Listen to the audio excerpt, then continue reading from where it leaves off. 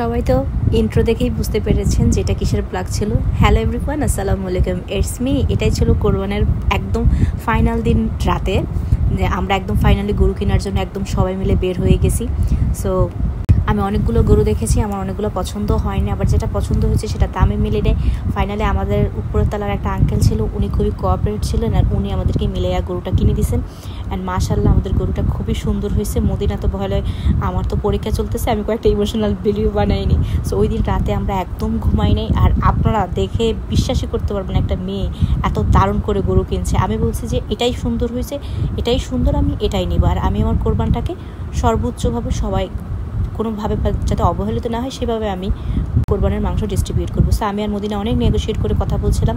তো ফাইনালি ওই লোকটাকে দেখলেন যে উনি অনেক এনজয়েবল, উনি অনেক খুশি হয়েছে, বলছে যে না আপনারা একদম ঠকান নাই, আপনারাও ঠকেন নাই, আমরাও ঠকি নেই, শখের গরু বিক্রি করতেছি, একটু কষ্ট হচ্ছে কিন্তু আমরাও ঠকি নেই, খুশি আছি, আপনারা খুশি খুশি গরু নিয়ে যান। সেদিকে ইব্রাহিমকে দেখেন কত বড় নাক করতেছে, মানে ওকে দেখাচ্ছিল একটা বাকরির মতো। তো আমি আর মদিনা খুবই মজা করছি। মদিনা, আমি, খালু, রনি ভাইয়া, তারপরে হচ্ছে মাহি, আমরা সবাই মিলে গরুর জন্য মানে গরু আনতে গিয়েছিলাম। দিনগুলো যে এত মজার, আমি জানি না আজ থেকে 5 বছর পর কে কোথায় থাকবে। এটা দেখে হয়তো আমি তখন অনেক ইমোশনাল হয়ে পড়বো।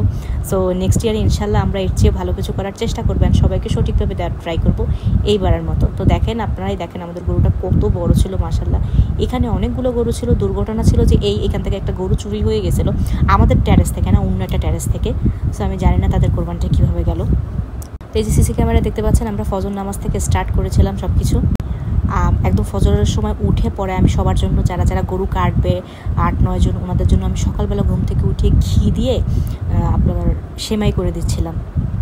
মানে কোরবানের সময় এই জিনিসগুলো খুবই আসলে ভালো লাগার একটা কাজ করে। সো আমি একটা ডেজার্টের মতো খাবার বানিয়ে নিয়েছিলাম প্রায় 1 কেজি দুধ দিয়ে, আমার এখনও মনে আছে। সো আমি এটা অ্যাকচুয়ালি লেট আপলোড করতেছি, এটা আমার অনেক আগের ব্লগ। তারপরে 8টা বাজে যে নামাজটা পড়তে হয় না, যে ছেলেরা যে নামাজ পড়ে, তো আমি ওই নামাজটা সেরে ফেলতেছিলাম যাতে আমি খুব দ্রুত আবার নাস্তা তৈরি করতে পারি। আর এদিকে ইব্রাহিম বলতেছে আমি কী পরে নিচে যাব। একটা সময় হয়তো কি আমাদের পরিবারের মানুষ অনেক কষ্ট করতো, মানে আমরা নিজেরাই মাংস অনেক কাটাকাটি অনেক বেশি কষ্ট করতাম। আর এখনকার সময় ইব্রাহিমটা কী পরবে না পরবে, কোন জুতো পরবে, কোনটা পরে নিচে নামবে, এগুলো নিয়ে অনেক বাড়াবাড়ি করে, অনেক খুশি থাকে আর কি, ওদের তো কোনো কাজ থাকে না আসলে। সো আমি একা হাতেই সম্পূর্ণ সামলাইতে হয়, রান্না বান্না শুরু করে। আমরা মানুষ কতজন ছিলাম, মিনিমাম 10 জন প্লাস। এই 10 জনের জন্য আমার দিন রাত রান্না করতে দেন, আমি খুবই এনজয় করছি।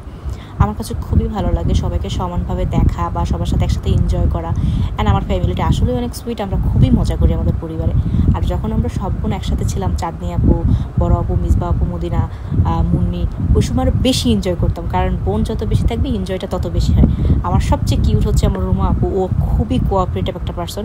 কী রান্না করবো ও অনেক চিন্তা করে, আর ও অনেক পরিষ্কার একটা মানুষ। তো আমার মূলত ওর কাছ থেকে অনেক পরিষ্কার এগুলো শিখা। আমি কিন্তু এত ভালো কাজ পারতাম না, আমার ইন্সপায়ার হচ্ছে আমার এই বোন। সো আমি অনেক সুন্দর ডেজার্ট বানাচ্ছিলাম। আমাকে কিন্তু আপু বলছিল যে এইভাবে দিলে মনে হয় ভালো হবে। আমি আবার সবার প্রশংসা করতে অনেক পছন্দ করি। সো ফাইনালি আমার না দুধটা একটু কম হয়ে গেছিলো, পরে আমি ম্যানেজ করে নিয়েছি। আর ওই যে বললাম 8টা বাজে নামাজটা পড়ে, যে কোরবান দেয় তাকে নাকি নামাজ পড়ে শুকরিয়া আদায় করতে হয়। সো আমি সবার জন্যই দোয়া করছিলাম যাতে আমার সব ভাই বোন অনেক ভালো থাকে আর আমার কোরবানটা আজকে জানি সঠিকভাবে হয়। এদিক থেকে অনেক আলহামদুলিল্লাহ যে আমি যেভাবে চাইছি সেভাবে হয়ে গেছে। এবার নিচে চলে আসলাম, দেখলাম যে অনেকে গরু কাটা অলরেডি স্টার্ট করে দিয়েছে, অনেকের গরুর মাংস ছিলে রাখছে। দ্যাট টাইম আমি একটু ফিল করলাম যে অনেক স্যাডনেস লাইক টু বি, আমি খুবই ইমোশনাল হয়ে গেছি যে গরুভাবে কাটতেছে। এটা হয়তো অবশ্যই ইসলামের নিয়ম, আমরা ইসলামের নিয়মটাই মানছি, কিন্তু তারপর একটু খারাপ লাগা থেকেই, কিন্তু কিছু করার না, নাহলে মানুষকে কোরবান দিতে হতো, আমি যতটুকু জানি। তো এরপরে আমি লাল আটার রুটি বানাই নিয়েছি অনেকগুলো, কারণ আমি মনে করি যারা কাজ করবে তাদেরকে ভালো খাবার প্রোভাইড না করলে ওরা কীভাবে কাজ করবে। আমার কাছে শ্রমিক মানুষ বলতে কোনো কথা নেই, আমি নিজেও গরুর মাংস কাটছি আর কি।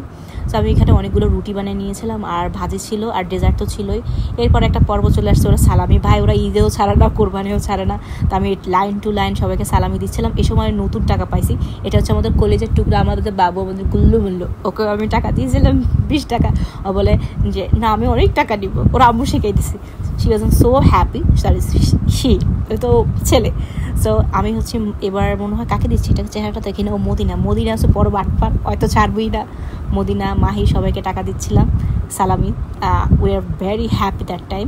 সো ফাইনালি এই যে মেয়েটাকে দেখতে পাচ্ছেন, সে হচ্ছে ওয়ার্ল্ড বেস্ট গার্ল, সে পারে না যে এমন কিচ্ছু নেই। আমি এটাই হচ্ছে আমি মাংস কাটছিলাম মিনিমাম 30 কেজি প্লাস। আমি বলছিলাম যে খালু এভাবে কাটতে হবে, তোমরা যেভাবে কাটছো সেভাবে আসলে রাত পোয়াই যাবে।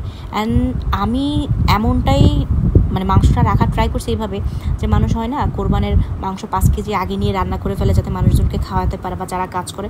আমি একদম সবার পরে নিয়ে আসছি, কারণ ওই 5 কেজি যদি নিজে রেখে দিই তাহলে তো কোরবানটা সঠিক নিয়মে হবে না। আমি রনি ভাইকে বারবার বলছিলাম যাতে কোনো প্রকারের ভুল না হয়, আমরা সঠিকভাবে যাতে ডিস্ট্রিবিউট করতে পারি।